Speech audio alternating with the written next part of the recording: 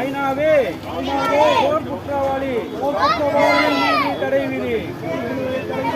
நடவடிக்கை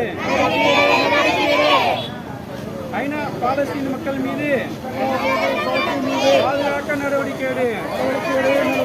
உறவை முறி அரசு இனவரி இஸ்ரேலுடன் உறவை முறி. நிறுத்துங்கள் காசா ரஃபா மீதான இஸ்ரேலை குண்டுவிட்டே நிறுத்துங்கள்.